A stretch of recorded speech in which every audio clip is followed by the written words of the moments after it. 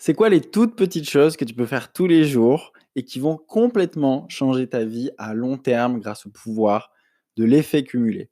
Aujourd'hui, dans le podcast Croissance personnelle, bienvenue. En tout cas, si tu ne sais pas ce que c'est, voilà, c'est des podcasts quotidiens où on est ensemble tous les jours et on parle de développement personnel, mindset et leadership.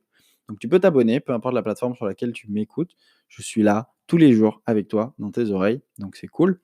Hem, donc voilà, je voulais qu'on parle du pouvoir des habitudes et comment c'est quoi les actions que tu peux faire tous les jours et qui vont petit à petit changer ta vie?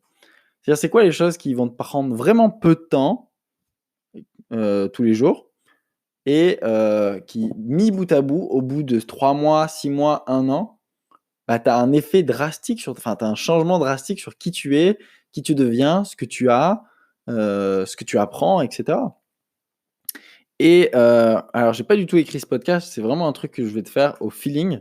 C'est c'est quoi les habitudes, moi, qui ont réellement changé ma vie? Je te parle vraiment de retour d'expérience et pas d'un truc que tu peux voir un peu partout. J'ai testé beaucoup de choses, j'ai été vraiment passionné par les rituels matinaux, les habitudes, la volonté, l'autodiscipline, comment apprendre à apprendre et cetera. Et c'est quoi qui fait qu'on devient un super humain rapidement? Donc c'est pour ça que je suis passionné de croissance personnelle et qu'aujourd'hui tu es dans ce podcast et que je fais ce podcast tous les jours. C'est quoi les habitudes que tu peux mettre en place tous les jours et qui vont faire vraiment une différence sur toi? Ça veut pas dire que les habitudes que je vais te partager dans ce podcast, ça veut pas dire que toi tu dois les faire. Peut-être qu'elles ne te correspondent pas, mais essaye d'identifier chez toi, c'est quoi qui te permettrait d'atteindre tes objectifs rapidement. J'en ai parlé récemment, mais les habitudes, c'est aussi, ça fait partie de la stratégie infaillible des habitudes pour atteindre un objectif mathématiquement. C'est-à-dire que peu importe ce que c'est ton objectif, c'est quoi les habitudes qui peuvent soutenir l'accomplissement de ce dernier. Et en fait, sans t'en rendre compte, tous les jours, quotidiennement, en avançant 30 minutes, 1 heure là-dessus, mais de manière automatique, parce que le but d'une habitude, c'est qu'elle devienne plus difficile de ne pas faire que de le faire, euh, bah, atteindre tous tes objectifs. Ok? Donc moi, je vais te partager les 6 habitudes réellement qui, m'accomplissent aujourd'hui, qui sont importantes pour moi, hem et que je fais avant midi. C'est-à-dire que tout ça doit être fait avant midi, tous les jours et ça devient de plus en plus facile pour moi, notamment la nouvelle que tu vas avoir tout à l'heure par rapport au podcast, qui devient de plus en plus facile pour moi. Donc j'ai testé beaucoup de choses, j'ai testé les douches froides, j'ai testé, la lecture, j'ai testé apprendre une langue, j'ai testé, me former, j'ai testé, le jeûne intermittent, j'ai testé beaucoup de choses. Tous les rituels matinales dans n'importe quel ordre, heu, j'ai vraiment testé beaucoup de choses et aujourd'hui, ce que je retiens et qui me donne, vraiment du pouvoir, c'est me lever en silence, premièrement. Donc il y a un super livre qui s'appelle Miracle Morning que je t'invite réellement à lire si tu as envie de mettre en place un rituel matinal parce qu'il t'explique un petit peu pourquoi et tu as besoin en tout cas moi je suis un cerveau très rationnel, donc j'ai toujours besoin de comprendre pourquoi est-ce qu'on fait les choses. Et quand j'ai compris tous les avantages et de pourquoi c'est intéressant de se lever tôt, je me lève à 6h30 tous les jours, hem, bah, ça a marché en fait. Si tu sais pourquoi tu fais la chose, tu vas le faire. Si tu sais pas pourquoi tu fais la chose, ça va pas durer, tu vas abandonner très rapidement. Donc le fait, d'avoir lu ce livre déjà ça m'a aidé et dans ce livre, il te parle des life savers. Je suis pas trop aligné avec ça. Je pense que tu peux te les personnaliser, mais un rituel matinal qui marche, c'est les life savers, donc c'est S pour silence, A pour affirmation, R pour, non, V pardon, non, attends, savers, oui, V pour visualisation, pardon, E pour exercice physique, hem, R pour reading, donc lecture et S pour scribing, écriture. OK? Donc ça, c'est ce que partage Hal Elrod dans le livre Miracle Morning. Tu as aussi le guide pratique, hem, du Miracle Morning qui a été traduit par Laura Mabille, il me semble, si je ne dis pas de bêtises, que tu peux lire et qui t'aide à mettre en place ça. Donc tu as des exercices, des textes à trous et tout, c'est vraiment sympa. Moi, j'avais fait ça quand j'ai commencé mon rituel matinal, donc vraiment top. S'il y a vraiment j'insiste, hein, mais s'il y a vraiment un bouquin que tu peux lire là-dessus, c'est vraiment ça. Miracle Morning, Hal Elrod. Après, il y en a plein d'autres, il y a le 5 AM Club, enfin, il y a plein de trucs qui se sont sortis, mais si tu veux une vraie base, une vraie bible, Miracle Morning. Donc moi, j'ai testé beaucoup de choses. J'ai testé les visualisations, j'ai testé les affirmations, j'ai testé la morning formula, j'ai testé beaucoup de trucs. Et aujourd'hui, ce que je retiens, c'est me lever en silence et méditer. OK? Surtout là, j'utilise une nouvelle application qui s'appelle Meditopia, qui est aux petits oignons, tu m'en diras des nouvelles. Donc, elle est gratuite et je me suis abonné à l'année pour avoir, tout accès à tout. Tu as un tracker et tout. C'est un petit peu gamifié parce que ça te dit ton niveau de conscience, qui veut rien dire en fait, hein. C'est vraiment une un nombre de points que tu as à chaque fois que tu médites. Mais je trouve ça vraiment intéressant. Tu te lances des défis, genre, méditer pendant 7 jours d'affilée ou, enfin des trucs comme ça. Et du coup, bah, c'est motivant pour, mettre en place une pratique quotidienne de la méditation. Et tu vois, aujourd'hui, j'arrive plus à m'en passer. Je médite tous les matins, 6 ou 7 minutes, et c'est un programme, en fait. C'est pas du tout la même méditation, c'est des méditations guidées, OK, alors qu'à l'époque, je faisais des méditations sans voix, c'était vraiment bien, mais aujourd'hui, je sens que j'ai besoin de ça. Parce que de méditer, c'est pas compliqué, là, j'en parle un peu comme si c'était une évidence, mais, hem, en vrai, il y a pas de mauvaise méditation. Tu peux méditer un peu à ta sauce. Il y a des gens qui vont te dire: «Il faut avoir le dos bien droit, n'avoir aucune pensée». Hem, il y a 10 000 choses sur la méditation. De toute façon, dès que ça arrive en France, on le on je vais pas dire on prostitue le truc, mais on le tourne dans tous les sens. À chaque fois, nous les Français, on est les rois pour créer des designs sur des contextes, des concepts, pardon. Donc du coup, la méditation pour moi, c'est je m'assois sur une chaise, je médite pas allongé, mais tu peux si ça te va, fais-le. Mais, je m'assois sur une chaise avec un dossier, parce que sinon ça me fait mal au dos. Je ferme les yeux et j'écoute la voix, je me concentre sur ma respiration, et quand j'ai une pensée, comme une ah ça, je sais plus qui c'est qui m'avait dit ça, mais ça m'avait vraiment fait un déclic dans ma pratique de la méditation, donc je vais te le partager. Comme si tu regardais une rivière dans tes méditations, et qu'il y avait des pensées. Bah, en fait, les pensées, elles sont là, parce que c'est pas parce que tu médites que tu vas plus penser. C'est il y a des pensées, mais par contre, tu vas pas surenchérir dessus. Tu vas écouter la pensée et ne pas la juger. On a tendance à avoir une pensée, genre tu as une pensée, c'est, «Ah, il y a plus rien au frigo». Bah, c'est juste, il y a plus rien au frigo.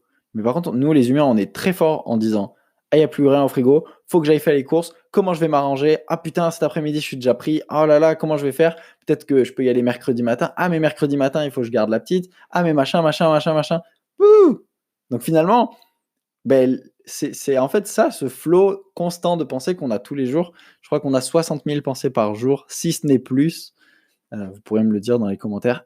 Eh beh, non, il y a pas de commentaires sur les podcasts. Il y a il y a juste des avis Apple Podcast, donc tu peux m'en mettre si tu veux, avec 5 étoiles. C'est top, comme ça fait référencer le podcast. Bref.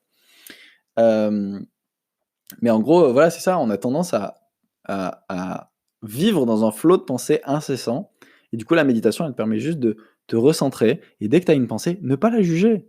Juste dire: «OK, le frigo est vide». C'est tout, c'est neutre. C'est pas J'avais vu une image aussi comme ça, c'était, il pleut, une personne qui est consciente, elle dit: «Il pleut». Une personne qui vit en mode automatique, c'est: «Oh putain, il pleut, c'est relou, faut rentrer le linge, ah ce temps de merde, machin, machin, machin, machin, machin». Et une personne consciente, c'est: «Il pleut». C'est neutre, c'est pas bien ou c'est pas mauvais, c'est: «Il pleut», c'est tout. Il fait beau, c'est tout. Il y a pas de: «Ah c'est génial, il fait beau» et cetera. C'est: «Il fait beau, il pleut». Point. Nous, on a tendance à juger toutes les choses. Bon bref. Bah, du coup, ça a été un peu long, mais méditation, vraiment, ça fait une vraie différence. Et j'avais interviewé, Samia Mekas récemment sur la chaîne YouTube, donc tu peux regarder, c'est des interviews qui s'appellent les interviews So Quantiques, où je reçois des personnes qui ont ramené un futur impossible au présent, et c'est magnifique. Et Samia, dans l'interview qu'on a fait avec elle, heu, elle disait à un moment: «C'est marrant, toutes les supers idées qu'on a, c'est quand on est aux toilettes ou quand on est, sous la douche», des trucs comme ça. Bah, en fait, c'est les seuls moments où tu es vraiment dans le présent et tu fais rien d'autre. Bah, en fait, c'est un petit peu ce moment que tu t'accordes vraiment à toi et à personne d'autre, la méditation. C'est ce moment où tu vas être en silence un petit peu, 10 minutes, heu, même 5 minutes. Il y a pas de mauvaise méditation, en fait. Mais tu peux méditer en pleine conscience, en marchant, tu vois? Moi, j'aime bien faire ça quand il fait beau, marcher dans mon quartier torse nu, sentir le soleil sur ma peau et être en pleine conscience, avoir, ma musique, et juste, comme si je méditais, mais en marchant les yeux ouverts, et je pense à rien et j'ai une pensée: «OK, cool, salut la rivière», elle passe devant moi et c'est tout. Donc voilà, méditer, ça m'apporte beaucoup de choses et je l'ai fait l'année dernière, j'ai arrêté, j'ai repris, j'ai arrêté, j'ai repris, j'ai arrêté et là, je viens de reprendre et avec cette application Méditopia, j'aime beaucoup. Donc voilà, médite. Deuxième habitude, avant, je faisais le jeûne intermittent, c'était trop bien, mais maintenant je déjeune le matin parce que je suis en prise de masse pour devenir énorme et sec, effectivement. D'ailleurs, au cours de ces 4 derniers mois, j'ai pris 13 kilos, donc j'en suis très heureux. C'est pas du gras, je fais du sport 5 fois par semaine et ça m'amène sur la prochaine habitude qui est le fait de faire du sport tous les jours, sauf le week-end. Mais encore que le week-end, je peux faire des petits cardio, genre du badminton ou juste marcher, en fait, quand c'est possible voilà. Mais juste te mettre en mouvement, c'est hyper important que tous les jours tu fasses du sport. Je pense que faire du sport minimum 3 heures par semaine et tu peux largement les trouver.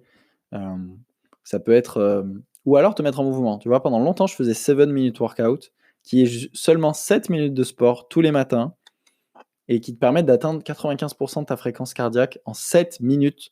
Donc c'est vraiment un super, super exercice. Ça améliore l'endurance, ça te fait bouger, ça te fait perdre du poids, perdre de la graisse. C'est vraiment top et pendant longtemps, je faisais 7 minute workout, puis prendre une douche froide, que la douche froide est une super habitude que j'ai pas repris en toute honnêteté, mais qui me tente pas mal. Donc pourquoi pas faire un défi, ah, bah, tiens, ça me donne une idée.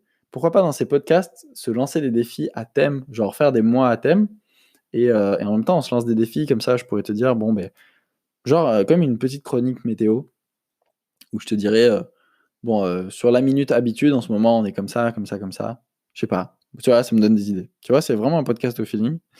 Enfin bref, donc faire du sport, très important. Une habitude tellement que je fais depuis 3 ans maintenant sans cesse, c'est me former tous les jours. Lecture quotidienne ou bien formation. Lecture quotidienne ou bien formation. Genre une formation que je paye sur différents sujets, mais il n'arrive pas un jour de ma life, sauf le week-end, ça m'arrive. Maintenant, ça m'arrive plus, mais il m'arrive pas un jour où je me forme pas. C'est une règle que j'ai eue avec moi-même, c'est la formation quotidienne. Tu peux pas imaginer le niveau de maturité que j'ai pris en seulement quelques années, en apprenant quelque chose tous les jours. J'ai jamais autant appris depuis que j'ai quitté l'école que les 6 premiers mois où j'ai commencé l'entrepreneuriat et que je me suis formé en autodidacte.